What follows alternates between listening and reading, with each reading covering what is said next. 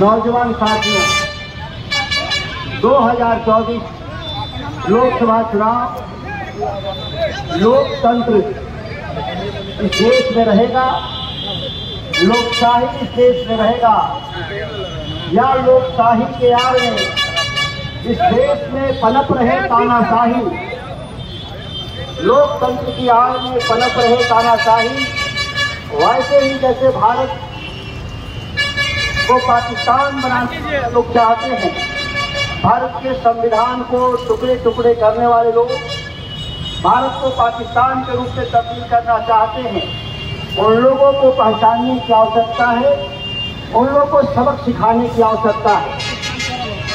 जिस तरह से राहुल गांधी और तेजस्वी यादव भारत के भीतर सामाजिक न्याय, आर्थिक न्याय की लड़ाई लड़ रहे हैं, वहीं पर लोकसभा बारी भगाओ अभियान के तहत अपने राजनीतिक आजादी हासिल करना चाहता।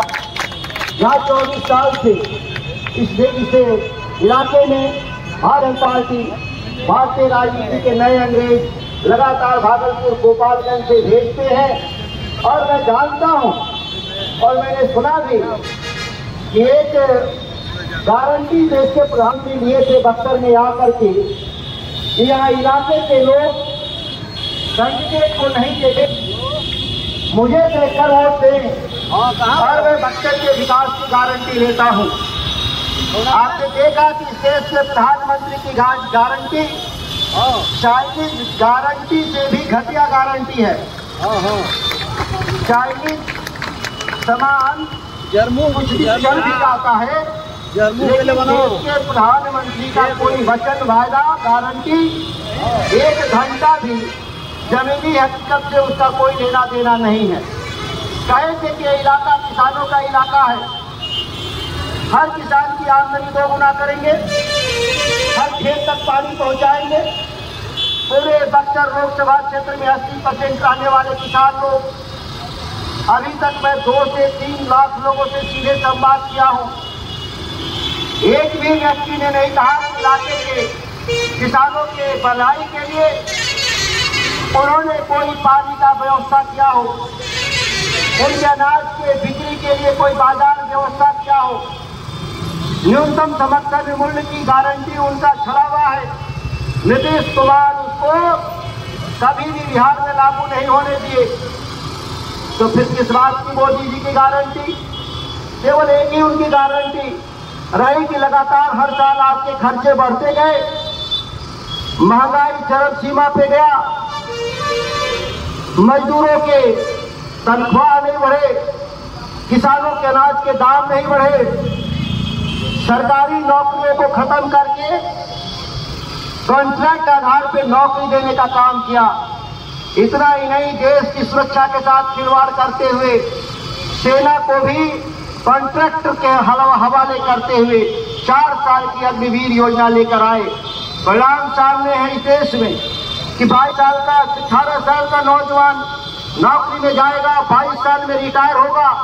और इस देश के प्रधानमंत्री नरेंद्र मोदी ने कहा था देश के सामने छाती चौड़ा करके कि देश की राजनीति में 75 साल पूरा होने पर वो राजनीति से संन्यास ले लेंगे या वो पद छोड़ देंगे। क्या यह बात सत्य है कि देश के प्रधानमंत्री 75 साल उम्र के पूरा करने के बाद भी वो पुनः 5 साल के लिए कह रहे हैं कि अभी मैं जवान हूँ, मुझे 5 साल का और अवसर मिलना चाहिए। प्रधानमंत्री के जवान भी चाइनीज गारंटी के समान है, जो अपने लिए अलग कानून, अपने विरोधियों के लिए छोड़िए, अपने समर्थक जो भारतीय जनता पार्टी की राजनीति शिखर पुरुषों को 75 साल के रूप उम्र में उन्होंने ठंडे बस्ते में डालने का जो काम किया था।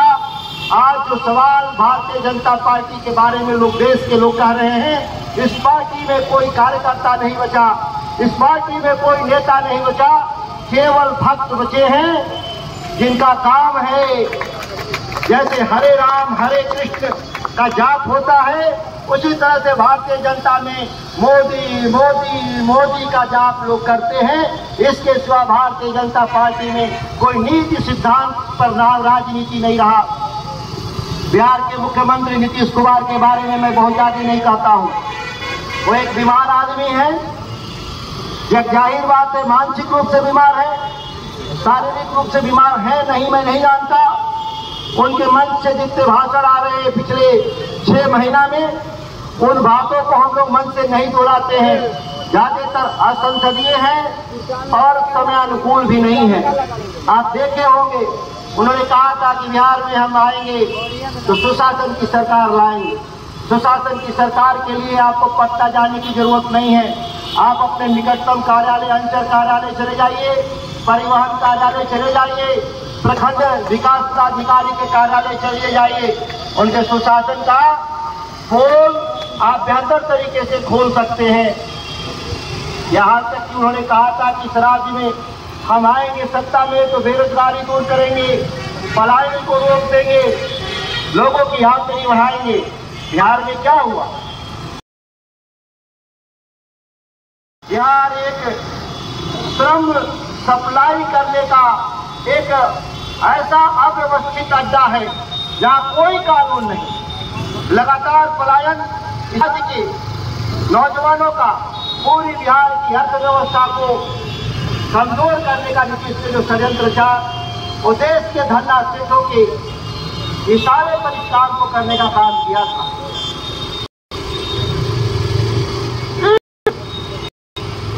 साथियों, आप रोड शो में आए सभी लोगों का मैं स्वागत करता हूँ और जिस उत्साह से आप बक्सर के बदलाव के लिए आप प्रयत्नशील है। निश्चित तौर पर बक्सर में लोकसभा चुनाव भारतीय जनता पार्टी के लिए वाटरलू होगा। देश की सत्ता से मोदी चले जाए, नीतीश कुमार को पहले ही उनका तय है इस लोकसभा के चुनाव के बाद वो गद्दी पर नहीं रहेंगे, यह मैं आपको विश्वास दिलाता हूँ। उनकी चली की बेरा में एक मुखौटा मुख्यमंत्री के तौर पे केवल बिहार में 39-40 सांसदों को लेकर के दिल्ली में जो झांसा देने का जो काम किया, विशेष पैकेज के नाम पर देश के प्रधानमंत्री ने केवल और वहां पर केवल वो अडानी और अंबानी के पक्ष में कानून बनाने के लिए बिहार के सांसदों को चाहते हैं। वैसे ही जैसे हरे राम हरे कृष्ण मंदिरों में करते हैं, वहाँ हरे अडानी हरे अंबानी का जाप में हाँ मिलाने के लिए बिहार से 40 सांसद में से बहुमत का सांसद चाहते हैं। लेकिन बिहार की जनता सजग है, यहाँ नौजवान सजग है, यहाँ की माता बहनें सजग हैं, जिन्होंने महंगाई का कमर तोड़ बोझ लोगों पे जो लादा है, इससे लोग सजग हैं। निश्चित तौर पर देश में सत्ता परिवर्तन होगा, सामाजिक आर्थिक न्याय की दिल्ली में सरकार बनेगी, नीतीश कुमार की विदाई तय होगी। हम इन्हीं शर्तों के साथ आए हुए सभी आगंतुकों को, सभी नौजवानों को मैं अभिनंदन करते स्वागत करते अपनी बात को समाप्त करता हूँ। जय हिंद, जय महागठबंधन।